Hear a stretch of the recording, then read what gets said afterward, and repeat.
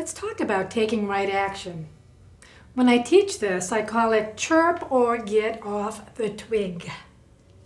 Taking right action. Now, the underlying principle here is that right action promotes positive change. The words we want to listen to are right and positive. Right action, not motion. We must never confuse action with motion. We all know about motion. We're in motion all of the time. But are we really taking right action into positive change?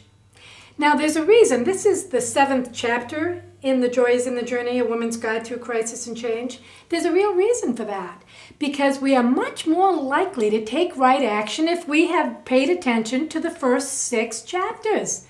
In other words, if we've begun to develop just a modicum of self-acceptance, if we have a little more balance in our life, if we're becoming more spiritually attuned, if we've started letting go of the old so we can open to the new, if we've begun to heal all of those wounded and fragmented and broken parts inside of us, if we've learned how to pay attention to that still small voice so that we don't always just go ahead and react to everything, if we put those things into action, then we are really at a much better place to take right action into positive change.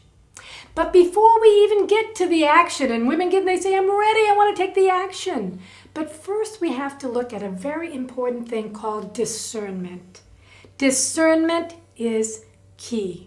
I've taught a whole teleclass just on discernment. I've given a whole talk on a retreat about this one subject because it's so important. So I'm going to give you a tool today, a little suggestion to help in your discerning process. And that's one thing I tell all coachees when they hire me as a life coach. The first thing I ask them to do is get an artist sketch pad. A big artist sketch pad, no lines on it, okay? No borders, just all wide open space. And start using that. Use that to process. Use that to write down pros, cons. Use it to catch all of your great ideas when you have them. Put it down. You've got a place to sort of catch them and put them. And I find that the artist sketch pad is one of the greatest tools for discernment that there is. We can't keep everything up here. Let's start getting it out. Let's look at things in black and white. Okay, look at them. And then we can make a much better decision about where we want to go.